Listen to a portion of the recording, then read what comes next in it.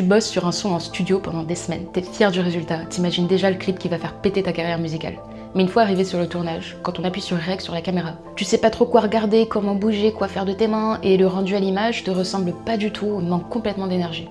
C'est normal, et ça s'apprend. Je me présente, Ilona, et en plus d'être une réalisatrice spécialisée dans les clips vidéo avec un background en cinéma et en publicité, j'ai passé plus de 10 ans de ma vie à faire du théâtre, de la chorale et de la guitare, donc t'es tombée sur la personne idéale pour t'expliquer comment gérer ta présence à l'image comme un pro, même si c'est ton premier clip vidéo. Et je te conseille de regarder jusqu'au bout, parce que si t'es ici, c'est que tu fais sans doute l'erreur que je mentionne à la fin de la vidéo et qui pour moi différencie le travail d'un artiste professionnel signé dans un gros label de celui d'un amateur, et ça dépend ni de la qualité de ta caméra, ni du stylisme, ni de la qualité de la vidéo à la fin. Ça dépend de toi, et sache que tout le monde peut y arriver. Imagine un jour tu te représentes en concert, t'arrives, t'as passé une mauvaise journée, t'es dans ton mood, t'es vraiment renfermé sur toi-même, t'as aucune énergie et tu regardes tes pieds tout le long. Qu'est-ce que tu penses que les gens ils vont ressentir à la fin? Et bah dans un clip c'est pareil, ta présence à l'image va faire que le public accroche à ton univers, ou pas.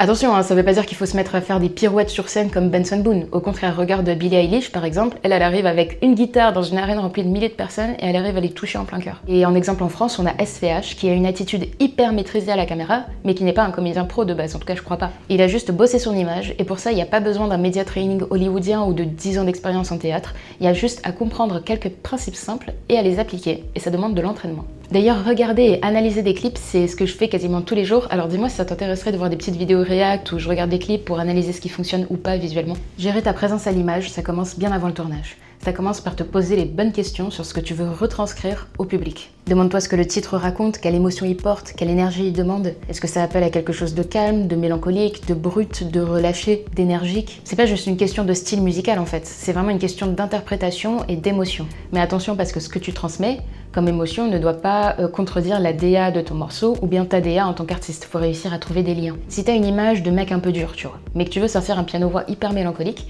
va falloir que ton attitude s'adapte à ce que transmet le morceau, mais sans trahir ton identité. Tu peux être plus retenu, montrer une facette plus émotive de toi, sans pour autant essayer de devenir quelqu'un d'autre. C'est comme interpréter un morceau en live, mais il y a une grande différence principale. Sur scène, il faut que tu exagères tes mouvements pour être sûr que les personnes au fond de la salle te voient bien, puisqu'en plus, ça se trouve, ils sont myopes, t'es en tout petit, donc bon. Mais dans un clip vidéo, la différence, c'est qu'à la caméra, tout se voit.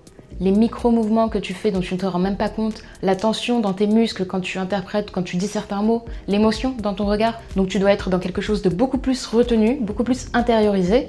Mais ça veut pas dire que tu peux pas être extravagant, au contraire, ça dépend de ta personnalité. Donc ce que je te conseille, c'est de vraiment être conscient de ce que tout le morceau réveille en toi et de comment tu peux transmettre ça justement. Et pour ça, le mieux ce serait soit de louer une salle de répétition, soit de t'entraîner chez toi devant ton miroir et interpréter le morceau face à ton miroir. Tu mets le morceau à fond et tu te filmes pour voir ce qui fonctionne et ce qui pourrait être amélioré ou les moments où t'es un peu en galère, t'as pas trop d'inspi. Le but, c'est pas de chorégraphier tout le clip, c'est d'ancrer dans ta mémoire des repères précis dans le morceau où tu peux répéter certaines gestuelles stylées qui passent bien et surtout voir si tu fais pas des répétitions, si tu fais pas tout le temps les mêmes gestes. Je vois ça souvent chez les artistes quand ils interprètent des morceaux, c'est qu'ils répètent souvent, quasiment tout le temps, les mêmes mimiques, donc c'est très bien, mais il faut aussi avoir une variété et pas tout le temps répéter les mêmes gestes, au bout d'un moment ça n'aura plus aucune signification, tu vois. Et au montage, ça peut créer des répétitions qui brisent l'immersion du spectateur du coup, et ça c'est vraiment ce qu'on veut éviter. Donc maintenant je t'ai donné tous mes conseils avant le tournage, mon dernier serait de bien sûr bien te reposer la veille du tournage, histoire de pas arriver avec des cernes énormes et hyper fatiguées. Et il me reste maintenant quelques conseils à te donner sur comment gérer ta présence à l'image une fois sur le set, face à la caméra. La première chose à laquelle tu dois prêter attention quand la caméra enregistre, c'est ton langage corporel. Les gestes que tu fais, ta posture, tes appuis, ce que tu envoies dans ton regard, et l'énergie aussi que tu dégages. Et si t'as mal dormi ou t'es mal dans tes godasses, t'es pas à 100% toi-même, et ça se sent vraiment. Ce que je peux te conseiller, c'est vraiment de te voir comme quand t'es sur scène. Une fois que t'es face à la caméra, tu incarnes un personnage. Tu n'es plus ton prénom, mais tu es ton nom de scène. C'est-à-dire une version condensée de ta personnalité et de ce que tu choisis de transmettre à ton public. Tu te mets dans la peau de ton personnage, tu solidifies tes appuis au sol, tu mets tes épaules en arrière parce que t'es confiant de ce que tu as à transmettre. Et même si au fond de toi tu manques de confiance, fake it till you make it. Et les gens à la caméra ne verront pas du tout la différence. Et prends ton temps aussi. Plus tu vas lentement, plus tu donnes l'impression que tu es sûr de toi, et plus tes gestes sont lisibles à la caméra également. Tu vas être précis et éviter la confusion. Tout ça, c'est des attitudes à adopter en art oratoire, en théâtre, Mais si jamais tu manques un peu d'expérience là-dedans, je peux te conseiller de faire un petit séminaire ou de prendre quelques petits cours. Mais sache que t'es pas tout seul. Tu peux faire confiance à ton réalisateur ou ta réalisatrice. C'est la personne qui va chercher à comprendre qui tu es et ce que tu veux vraiment transmettre et qui va tout mettre en œuvre pour que l'image y soit fidèle. Et si jamais tu te retrouves dans une situation où l'anxiété te prend et tu stresses pendant une prise, franchement c'est pas grave. Tu peux reprendre à la phrase d'après, au couplet d'après, ou tu peux juste demander au réal de couper, faire une petite pause, boire un peu d'eau.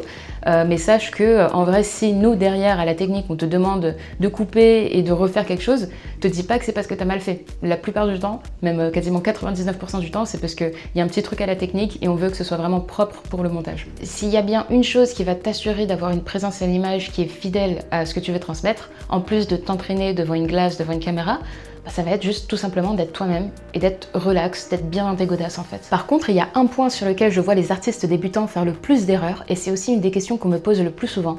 Est-ce qu'il faut chanter pendant les prises ou juste faire du playback et faire semblant? Eh ben en vrai, un peu des deux. Chanter pour de vrai, ça aide à rester sur le bon tempo. Parce que même si les gens ils ont l'habitude maintenant de voir des playbacks avec TikTok, ça se voit tout de suite quand une personne est juste en train de mimer les mots ou si elle est en train de parler pour de vrai. Quand une personne va mimer des syllabes au lieu de chanter, il va y avoir un décalage, ça va pas forcément être hyper fluide et ça peut même faire appel à ce qu'on appelle la vallée de l'étrange. C'est quand quelque chose paraît réel mais le cerveau sent que c'est fake et du coup ça donne vraiment une impression d'inconfort au spectateur et ça on veut absolument éviter. Mais par contre, faut pas pousser la chansonnette vraiment à fond, quoi. T'es pas sous ta douche, un clip c'est pas une performance vocale, c'est une performance visuelle. Donc on est beaucoup plus sur une interprétation pour l'esthétique que vraiment pour la performance. Ce qu'on va chercher à capter, c'est pas la puissance de ton coffre, mais c'est vraiment l'émotion derrière ton regard quand tu interprètes le morceau. Et je te déconseille de chanter à plein poumon non plus, parce que forcément ça force à ouvrir le diaphragme, élargir le cou, voire faire ressortir des veines, faire grossir ta cage thoracique. Donc visuellement, ça peut aussi créer cette notion de décalage pour le spectateur et donc de vallée de l'étrange, parce qu'ils savent que t'es pas en train de chanter, ils savent que c'est du playback. Donc faut vraiment réussir à trouver l'équilibre. Parce que si ton morceau, ça ressemble un peu à Skyfall d'Adèle, ça va faire un peu bizarre si tu chantes vraiment du bout des lèvres comme ça. Faut vraiment trouver l'équilibre. Et le meilleur exemple pour ça, pour moi, c'est Ariana Grande. Quand elle chante dans ses clips, elle va toujours garder un placement corporel hyper propre. Elle va chanter suffisamment pour garder le flow, mais elle pousse jamais au point de contracter tout le haut du corps. Elle garde un cou relâché, elle garde la mâchoire souple, les épaules basses. Et le résultat, c'est que même quand elle mime des notes puissantes, son visage il va rester hyper expressif, hyper photogénique et du coup ça fait que chaque plan peut être utilisable au montage. Et d'ailleurs depuis tout à l'heure je parle d'esthétisme, je parle de photogénie, mais il y a une chose que tu dois comprendre, c'est qu'être photogénique ou être vidéogénique, ça n'a rien à voir avec la beauté. La photogénie, garde en tête que c'est une conception sur un médium qui est en 2D et qui ne sera jamais à la hauteur de ce que nous on voit dans la réalité. Je veux pas donner d'exemple précis puisque la beauté est subjective, mais regarde certains acteurs par exemple, pas mal d'acteurs, d'actrices par exemple. Ils ne sont pas forcément qualifiés par leur beauté, mais ils ont un truc à la caméra, tu vois. Et ça se travaille. C'est une série de techniques et d'angles qui s'apprennent, justement. Et au-delà de l'acting, dans l'interprétation d'un morceau, ça consiste en quoi? Ça consiste à être dans une maîtrise de ses expressions. Donc je te conseille d'essayer de garder au maximum l'énergie que tu as quand tu interprètes le morceau, quand tu fais une performance vocale, mais par contre de chanter à mi-voix, parce que la caméra, elle va capter absolument toutes les micro-expressions que tu vas faire. Donc t'as pas besoin d'exagérer. Et j'ai un dernier conseil bonus si tu es resté jusqu'au bout, qui pour moi fait la différence entre un artiste amateur et un artiste signé dans un gros label, c'est la façon dont tu interprètes les phrases qui se chevauchent. Quand tu interprètes un morceau et que tu as une phrase qui commence avant que la précédente ne se soit terminée, la plupart des gens, ce qu'ils vont faire, c'est qu'ils vont, comme en concert, en fait, ils vont sauter sur la phrase suivante avant de terminer la dernière, parce qu'ils vont avoir la backing track, en général, qui va faire le travail, ou bien des choristes. Mais dans un clip vidéo, faut absolument pas faire ça. Si t'as commencé une phrase, il faut que tu la termines. Et c'est au montage de décider quand il va couper ta phrase. Les standards de montage qu'on va appliquer quand on est monteur vidéo professionnel, c'est de couper au moment d'un beat ou de couper à la fin d'une phrase, au début d'une autre phrase. Donc ça fait que si toi, t'es déjà passé à la phrase suivante alors qu'au montage on est encore sur ce plan-là, tu vois, ça casse complètement la continuité. Et ça peut créer deux impressions très négatives pour le spectateur. La première, c'est que ça peut vraiment faire une impression hyper bizarre et d'inconfort de te voir former une syllabe différente que celle qu'on est en train d'écouter. Et la deuxième, c'est que ça peut déformer ton visage. Par exemple, si ta prochaine phrase commence avec un O ou un A, alors qu'avant t'étais sur quelque chose de beaucoup plus contenu, et ça peut du coup jouer en ta défaveur esthétiquement. Et ça c'est hyper important aussi pour les ad-libs. Évite de les faire sur toutes les prises où tu chantes, fais plutôt une prise séparée où tu vas chanter que les ad-libs et dans toutes les autres prises tu les chantes pas. Comme ça t'es sûr qu'au montage, toutes les prises seront vraiment propres à tous les moments du clip, tu vois ce que je veux dire? Ça va pouvoir permettre d'avoir beaucoup plus de layers et beaucoup plus de matière au montage. Ça y est, Maintenant, tu as une base solide, tu sais quoi travailler pour vraiment faire la différence à la caméra. Et si tu cherches une équipe de confiance qui prend ton univers au sérieux pour tourner un clip de qualité cinéma, tu peux m'envoyer un message sur Instagram ou par mail, tous les liens sont dans la description. N'hésite pas aussi si tu as un commentaire, si tu as une question, tu peux poser ça en commentaire. Je te remercie d'avoir regardé cette vidéo jusqu'au bout et je te souhaite bon courage pour tes tournages.